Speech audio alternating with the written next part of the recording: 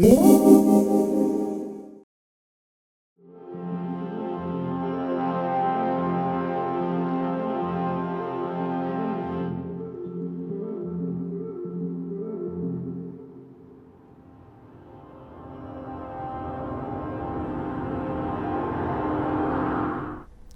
Steven Spielberg ha sido uno de los directores más comerciales, populares y mediáticos de los últimos 40 años es algo que resulta indiscutible. Como también lo es, o debería serlo, que el creador de títulos como Tiburón, Encuentro en la tercera fase, El Imperio del Sol, La lista de Schindler, Salvar al soldado Ryan o Inteligencia artificial, por citar solo algunas de sus obras maestras, por extensión obras maestras del cine contemporáneo, ha sido y es uno de los directores más brillantes, más influyentes y a la postre más imprescindibles que ha dado el cine desde los años 70 hasta nuestros días. Es por este motivo que, coincidiendo con que este año 2016 el director cumple 70 años, como digo, es por este motivo por el que el Cineclub quiere dedicar un ciclo, una serie de ciclos, comenzando en este mes de marzo, a recorrer toda su filmografía, con la intención de constatar lo que hace unos años reflexionaba la prestigiosa publicación Cahiers du Cinéma a propósito de este cineasta nacido en Cincinnati en 1946. Ya es tiempo, decía la citada publicación, de comenzar a hablar de Spielberg no solo como un buen cineasta contemporáneo, sino como un gran maestro del cine.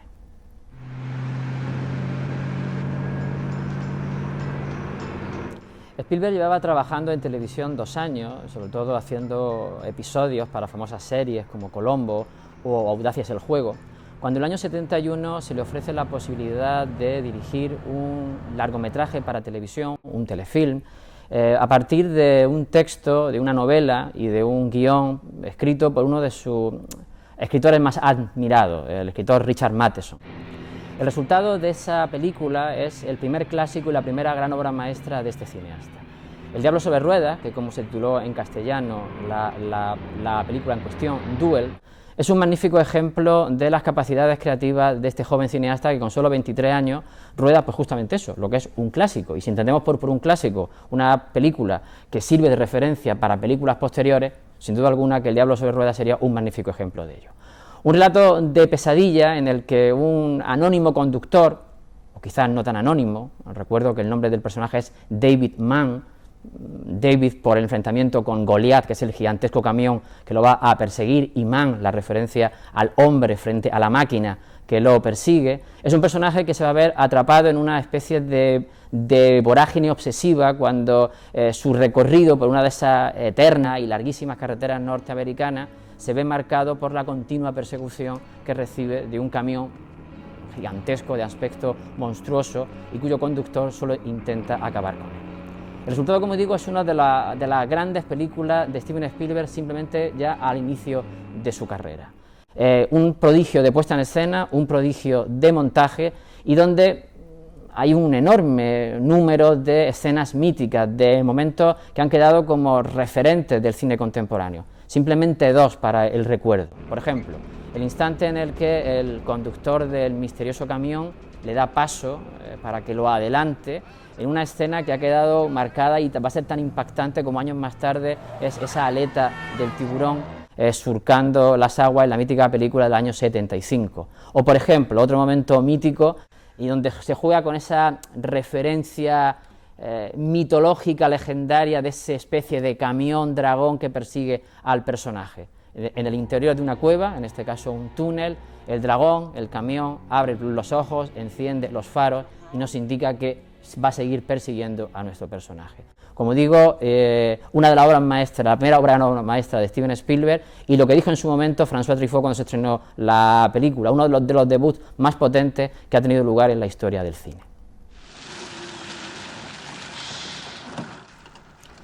El Gran Carnaval de Billy Wilder se da la mano con Punto Límite Cero de Richard Sarafian. Esta era la forma tan curiosa que la prestigiosa revista Sight and Sound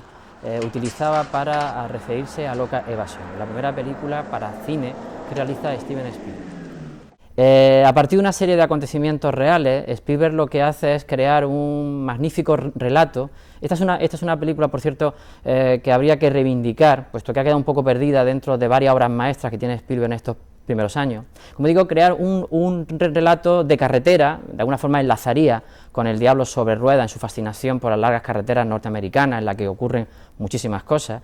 y utiliza ese relato para hacer una crítica tanto a la sociedad norteamericana o a un sector de la sociedad norteamericana muy preciso, esa sociedad del sur de los Estados Unidos, donde los delincuentes alcanzan la categoría casi de mitos, pero al mismo tiempo esa misma población es capaz de salir a la carretera o a las calles dispuestos a acabar con esos delincuentes, y cómo los medios de comunicación se aprovechan de ello para sacar tajada. Como digo, la película nos permite comprobar a un Spielberg que maneja de una forma impecable el formato CinemaScope, y que a partir de ese momento va a comenzar a utilizar una serie de recursos que se van a convertir en algo habitual en su cine, rasgos identificativos de su puesta en escena. El juego con la composición del plano, la profundidad de campo como elemento fundamental para contar cosas sin necesidad de utilizar ningún tipo de montaje, largos movimientos de cámara, traveling, panorámica, en las cuales se incluye una gran cantidad de información para el espectador, y como digo, es una magnífica muestra de cómo este cineasta, que proviene, como hemos visto, del mundo de la televisión, se adapta rapidísimamente bien a lo que sería el formato cinematográfico y construye un relato donde la comedia y el drama se van alternando de una forma muy brillante, y donde es imposible no recordar toda una serie de títulos que tienen a la carretera y al viaje como un elemento fundamental dentro del cine clásico norteamericano.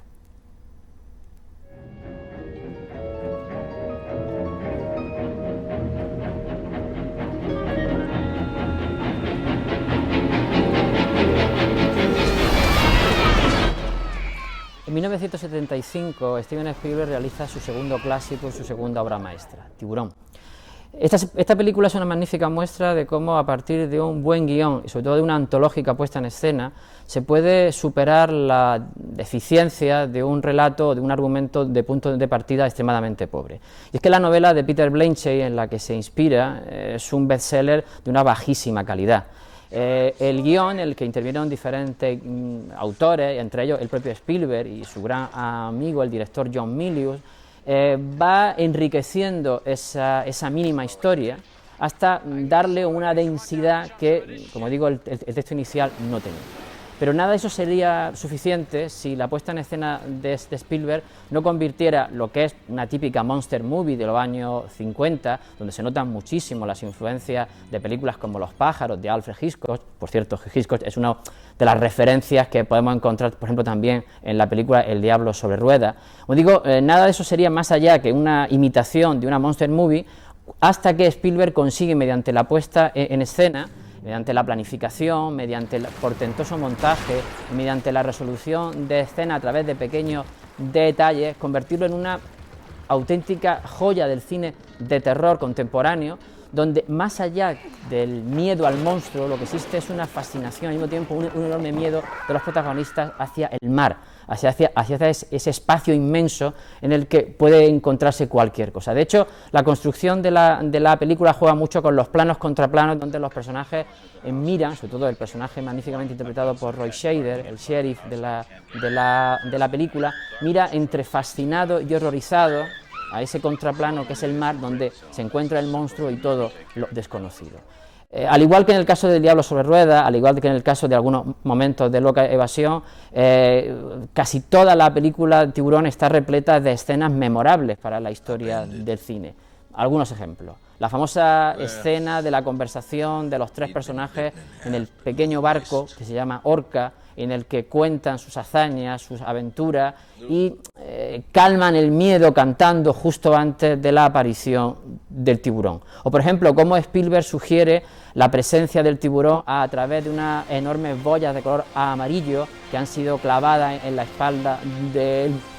monstruo, y de esta manera no necesita mostrar al tiburón para crear el efecto terrorífico. Como digo, son toda una serie de pequeños detalles que convierten a esta película en una de esas grandes obras maestras que ha dado el cine de terror durante la década de los 70 y que corresponde, como digo, a este magnífico cineasta.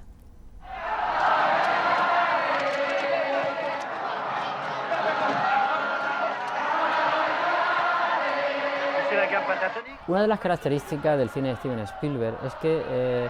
se alimenta de la propia historia del cine. De hecho, es uno de los cineastas que actualmente sigue, de alguna manera, enseñando a los nuevos espectadores cómo se hacía el cine durante la época clásica. Eso que se puede ver retomando, por ejemplo, las películas de misterio en Diablo sobre ruedas, las películas de fugas de delincuentes en Loca Evasión, las Monster Movies en la película Tiburón, alcanza una de sus cotas máximas en la película Encuentro en la tercera fase, que es su tercer clásico y su tercera obra maestra durante la década de los 70.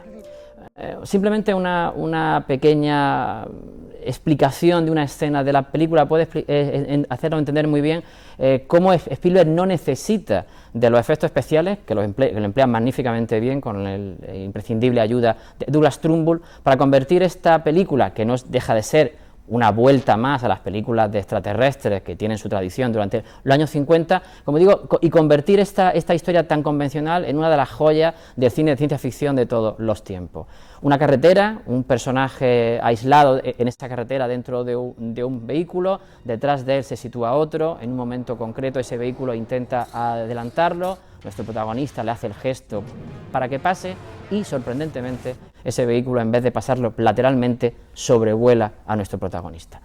Simplemente eso, utilizando la profundidad de campo, utilizando el suspense, es decir, la información que el espectador tiene y que no tiene el protagonista, Spielberg consigue introducir el elemento fantástico dentro de la película. Es el momento en el que nuestro personaje principal, que interpretado por el actor Richard Dreyfuss, tiene el primer encuentro con los seres de otro mundo.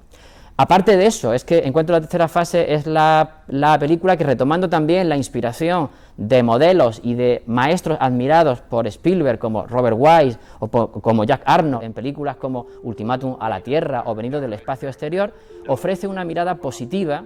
es algo que hasta ese momento, en los años 70 y 60, no se había vuelto a hacer, de la visita de los extraterrestres. Todo eso, como digo, convierte a esta maravillosa película en una pieza imprescindible dentro de la evolución del género. A ello no es menos ajeno la importancia de la música creada por John Williams, ya colaborador habitual de Spielberg desde Loca Evasión y sobre todo fundamental en Tiburón. Y no menos ajeno a ese éxito y esa magia que transmite esta obra de arte es la presencia del director François Truffaut, que de alguna forma viene a ser el vínculo de unión entre el cine de los años 60, el cine de los años 70 y diferentes formas de entender la manera de contar historias. Como digo, Encuentro en la tercera fase, una de esas películas imprescindibles que uno no se puede perder y que todavía hoy en día siguen siendo una fuente básica de referencia cuando se habla del cine de ciencia ficción y sobre todo del cine de los años 70.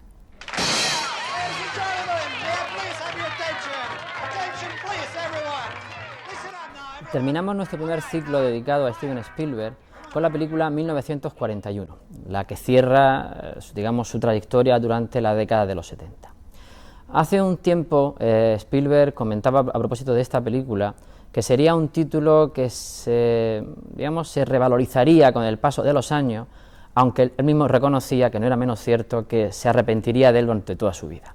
Y es que esta película es una película fallida dentro de la obra de Steven Spielberg, o por lo menos en comparación con todo lo que hemos visto hasta ahora, todas las películas que ha compuesto este primer ciclo y lo que veremos en ciclos posteriores, es una de sus películas más irregulares. Si en los títulos anteriores lo que hemos visto ha sido su intención de recuperar o de hacer guiño a las películas de extraterrestres de los 50, a las Monster Movies también de los 50, a las series de televisión míticas como En los límites de la realidad, en el caso de esta película ambientada en la Segunda Guerra Mundial, la referencia es la comedia. La comedia es un género que a Spielberg siempre le ha gustado mucho, aunque si observamos su filmografía no la ha trabajado de una forma continua. Él quiere hacer una gran comedia, quiere hacer la mejor comedia de todas las comedias hechas hasta entonces. Además, recuperar el concepto de la comedia muda y de la comedia sonora de los primeros años 30 y 40. La comedia del slapstick, la comedia de las caídas, tropezones, encontronazos, saltos, etc. El resultado es que le queda un producto donde funciona parcialmente, un producto en donde hay momentos muy brillantes. Por ejemplo, su aproximación al musical, en el gran número musical que tiene lugar dentro de una sala de fiesta en un momento concreto, o por ejemplo la famosísima escena con la noria que se sale de su eje y va rodando por las calles, pero el conjunto es enormemente desigual. con actores que además rozan la sobreactuación, por ejemplo, el caso de John Belushi, que se convierte en el protagonista de la historia, y como digo, hace que sea una película enormemente descompensada. Lo curioso es que esa descompensación, sin embargo, sirvió de modelo, como tantas otras veces. Por eso comentaba al principio de esta presentación que Spielberg ha sido un cineasta con una enorme influencia en cineastas contemporáneos. Como digo, ha servido de fuente de referencia para toda una larga serie de macrocomedias que tuvieron enorme éxito después durante la década de los 80. Por ejemplo, nada más lejos que toda la saga de películas como Aterriza como pueda, o mucho más recientemente, películas como Scary Movie. Por tanto, es una película que resulta muy interesante de ver, sobre todo para poder comprobar cómo Spielberg no todo lo hace especialmente bien, no todo le sale especialmente redondo, pero donde a pesar de eso podemos encontrar momentos de una enorme calidad y sobre todo, insisto, la influencia que tiene en el cine que se ha hecho a partir de los años 80.